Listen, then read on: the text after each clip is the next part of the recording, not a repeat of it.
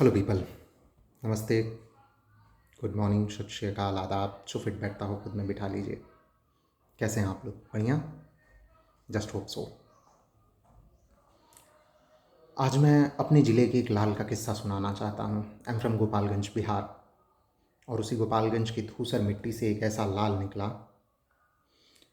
जिसने जाति की धमक और रथ पे सवार होकर पूरे बिहार को अपने अभिमान और अहंकार के तले रौंद के रख दिया, जिसे दुनिया आज लालू प्रसाद यादव के नाम से जानती है। वो जिसने बिहार के आम छोटे बच्चों से बुजुर्गों तक के हाथ में लाठी पकड़ाना जिसने सिखा दिया। नवंबर की ठंड पछुआ आज जब लालू के शरीर पे हल्के झोंके के साथ गुजरती होगी तो कितनी ही यादें उनके उनके मन मस्तिष्क में आती होंगी। इस समय मैं ये सोचता हूँ, एक वक्त का किंग मेकर,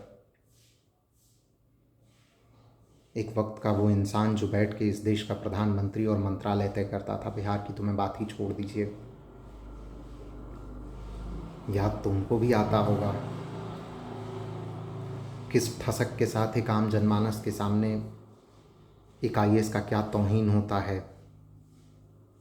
सोशल जस्टिस के नाम पे आपने जो नंगा नाच मचाया होगा, आपको वो भी याद आता होगा। रैलियों में बैठ के कैसे ठहाके और ठसक के साथ आप कहते थे, लागल लागल झूलनिया में धक्का बलम कलकत्ता चला।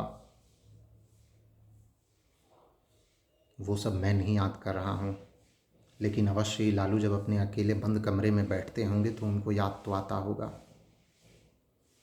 लेकिन अंग्रेजी की एक कहावत है, Karma is a beach and it bloody never forget your address.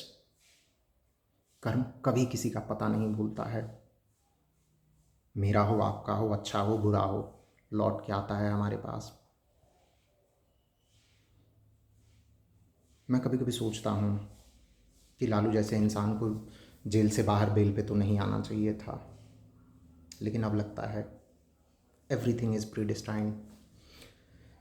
नियति शायद इनको अभी उस जेल से भी बुरा कुछ दिखाना चाहती है।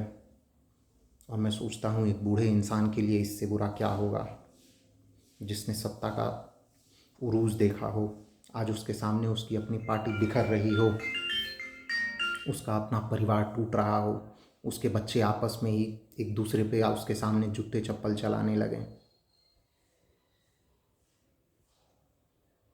ट्रस्ट मी, आपने जो किया है अभी तो आपको बहुत भुगतना है। आपके सामने बहुत कुछ टूटेगा, बिखरेगा।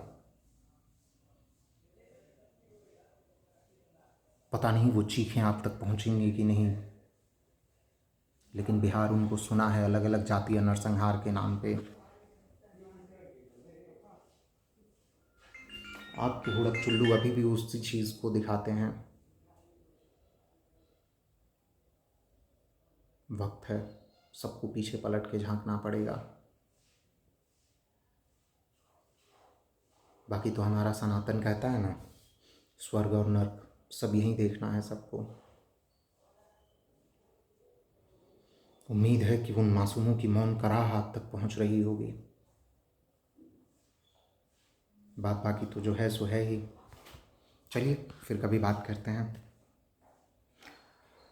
फिर किसी मुद्दे पे। अब लगता है कि राजनीति छोड़ा जाए और किसी सामाजिक मुद्दे पे बात किया जाए। तो अगर आपका कोई इंटरेस्ट हो तो बताइए, अगली दफ़े उस पर मिला जाएगा। तब तक के लिए शुक्रिया, ख्याल रखिए।